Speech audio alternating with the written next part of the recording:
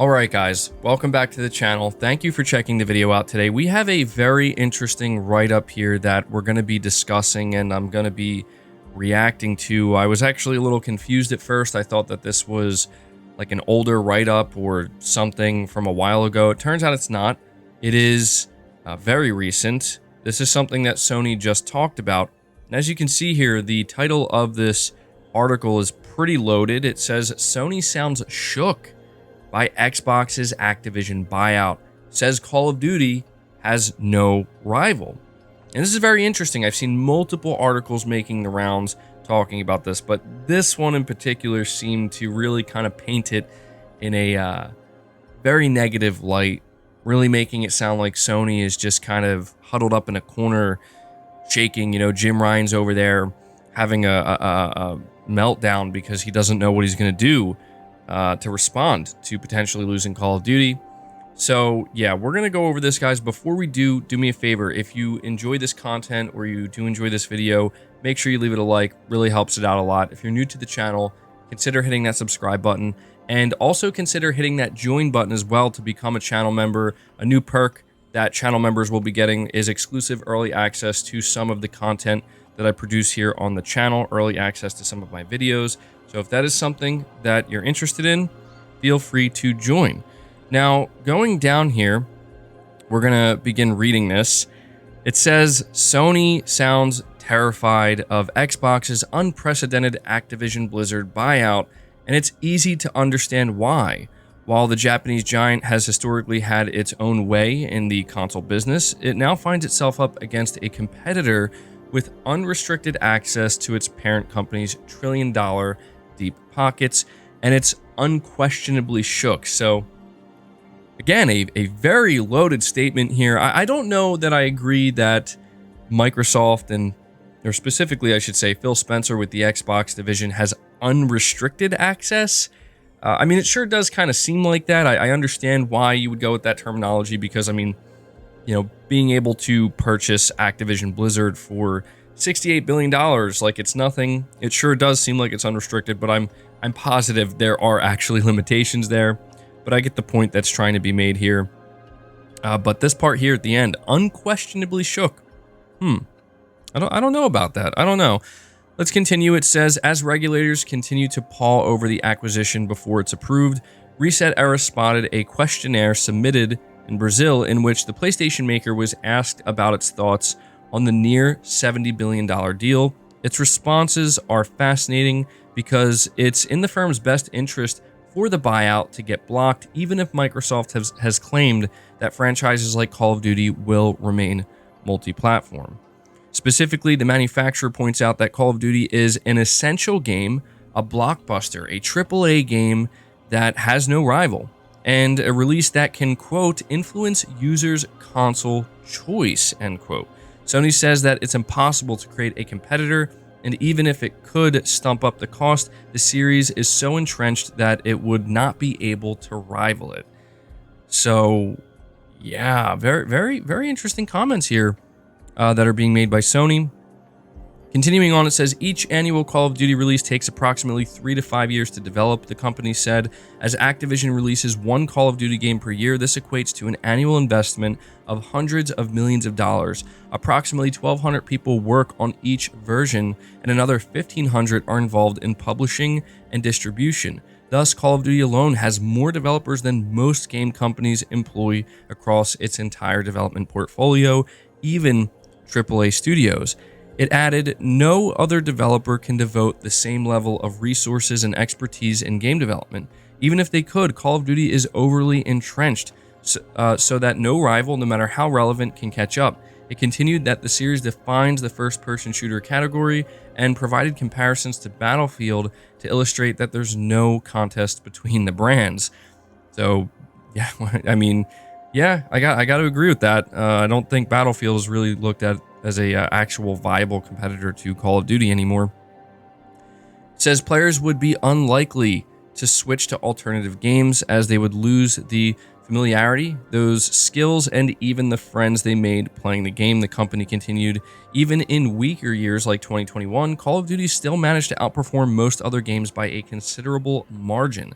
Call of Duty Vanguard, for example, was widely regarded as weaker than previous year titles, but this still was one of the best-selling games of 2021. In other words, even in a bad year, players remain loyal to the brand and continue to buy the game. Sony also pointed out that Activision Blizzard continues to recruit for Call of Duty and is looking to expand the series' already significant workforce, further lessening any chance of a rival emerging. So there are a few things with this article I do agree with, but there are also other aspects of the article that I simply don't agree with.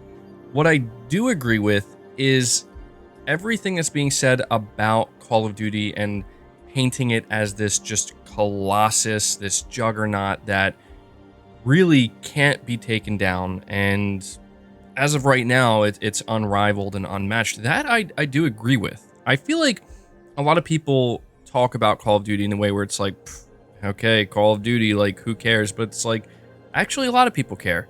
It is one of the biggest gaming brands. It's just one of the biggest brands in the world. I mean, I don't think anybody can deny the significance and the weight that Call of Duty has behind it, whether you love it, whether you hate it, whether you're indifferent to it. I do agree with this. And so it is completely understandable why Sony would have some concern. I think it's kind of ridiculous that there are some people who look at us, why would PlayStation care? PlayStation shouldn't care at all. Like, that's not how this works. That's not how this works. PlayStation absolutely has to care. I'm not saying it means they have to go off the deep end and panic and everything's doom and gloom and it's done. And that's the part of this article that I kind of don't agree with, right? Where this article is in a way kind of feeding into that notion that, Sony shook. They don't know what to do. They don't know how to respond. I mean, of course, what we're reading is from Sony, and that's important to understand. So to a degree, yes, Sony is worried, but the part I really want to kind of, gear your attention towards is if you look at when the writer of this article says Sony is laying it on thick, yes, they are laying it on thick, and they're going to continue to lay it on much thicker than maybe they should, because that's currently their job. This is what Sony's lawyers are meant to do right now, to make it seem like it is the worst thing in the world, to get the attention of regulators and people who are going to be reviewing this, to kind of, get them to think that way, where is it going to be that bad? Should we allow this to go through? But at this point in time, it seems pretty clear, in my opinion, that this is going to go through. It's going to happen. But until it does, of course, Sony's going to try to make it sound as bad as it possibly can. Now, the idea that Sony cannot create a competitor to Call of Duty, I think it's true. I do. I think that Sony, the best shot that they would have is creating something that does a good job in allowing them to offer something that competes with Call of Duty, in the sense of it's a first-person shooter, it's very accessible, it's really, really, really high quality, really well made, and it garners a lot of attention, or a decent amount of attention. I don't think that Sony can ultimately create their own Call of Duty in terms of it being as successful as Call of Duty. I don't see that as a possibility, because the one thing that Sony is arguing here, I mean, Sony themselves are saying that just the manpower, just the resources, and I don't want that from PlayStation. I absolutely don't. And I'm going to go out on a limb here and say that most PlayStation fans despise that idea, because when we look at Activision Blizzard, the one thing that we do see is how almost all of their resources, not all of them, but almost all of them, more than you would think, are going into this one thing, this singular thing, Call of Duty. We've seen multiple studios that were known for making other types of games get folded in to Activision to become a Call of Duty support studio. Now, if Sony were to ever try to make their own, juggernaut title like Call of Duty, that's what would be needed. And I don't think anybody wants that. And this is why it is true that Sony can't compete here, because Microsoft isn't doing that. Microsoft didn't take all of Xbox Game Studios and say, we're going to make a Call of Duty rival. No, they literally bought Call of Duty. It's one of these things where, in a way, Sony's hands are kind of tied, where we've talked about this before. There's just not much Sony can do. And the only thing Sony can do, and I've talked about this before, and it's worth reiterating here once again, is by the off chance Microsoft decides that Call of Duty is not releasing on PlayStation anymore, which we're going to have to talk about that in just a moment. If by the off chance they decide to do that, the best thing Sony can do is double, triple, quadruple down on what it is they do best. And that is just focus on making a high quality AAA game that is going to provide the PlayStation audience, the PlayStation player base, with something that they believe can, I don't want to say, again, rival Call of Duty, but just kind of have that offering, right? Where if Call of Duty is no longer on your platform, you have to fill that void with something. And regardless of whether or not it is anywhere near as successful as Call of Duty, I'm not sure that that's going to matter at that point. I think all that's really going to matter is you have to have something. It has to be high quality, and maybe it'll end up being underrated. But at the end of the day, if it's good, people like it, and it satisfies your player base and fills that gap, that's all that's going to matter. But again, that's under the assumption that Call of Duty is not going to release on PlayStation anymore. And we have to acknowledge, guys, Microsoft has said it ad nauseum at this point that it's going to remain multi-platform. And why wouldn't it? I think people kind of lose the forest for the trees here, where, let's be real right now, Microsoft bought Call of Duty for one reason and one reason only. And it isn't to strip it away from PlayStation users. At least I don't think so. To me, it just, that doesn't make any sense. They did it for Game Pass. Call of Duty is there to feed Game Pass. The day that Microsoft can say you get access to Call of Duty day and date on Game Pass, that's going to be something that hurts Sony for sure. But it's not going to require Microsoft to strip it off of the PlayStation platform. Microsoft, at the end of the day, will be able to get the best of both worlds, where they can rake in those sales that they'll get at full price on PlayStation. They'll convince a certain amount of people to, instead of buying it on PlayStation, access it through Game Pass, and they'll also make their current subscribers of Game Pass very happy, and Xbox users very happy, because now they won't have to buy Call of Duty. But I think that Sony, again, they do have to be worried to a certain degree. I don't think that they have to be shook and looking at this as like it's cataclysmic for the PlayStation brand. Nothing like that. But it will have an impact. Either way, like, even if it doesn't leave the PlayStation platform, it will have an impact on Sony's bottom line.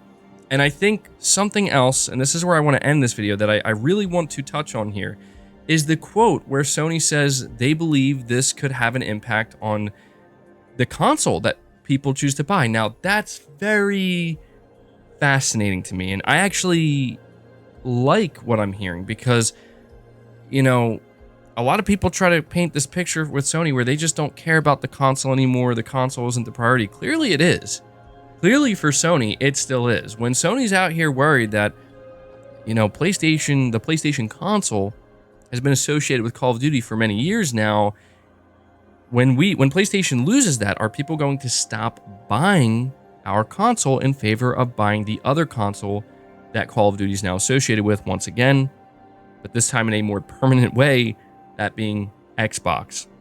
So I actually do like that, because it continues to kind of reaffirm and show that Sony still cares very much about the console, to the point where, this is something they're worried about. And that makes me feel good, because it means they're going to still try to do whatever they can to keep the console very relevant. I don't think many people were doubting this, but, these days we're always talking about subscription services, exclusives going to other platforms, so on and so forth. And yes, these are all things that are relevant and happening, but Sony still cares very much about the console. And to me, that's like a positive takeaway from this whole thing.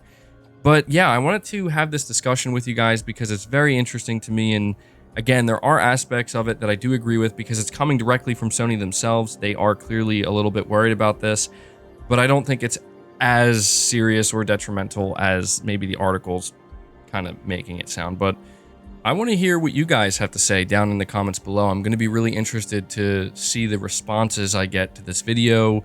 Do you agree with what I'm saying? Do you disagree with what I'm saying? Do you have a very different opinion from mine? What about the article itself? Do you agree or disagree with it? Definitely be interested to see what you guys have to say, but that does it for this video. I hope you did enjoy it. If you did, leave it a like, subscribe if you're new, hit the bell notification icon, and feel free to share this video out on top of all that. But until next time, guys, take care.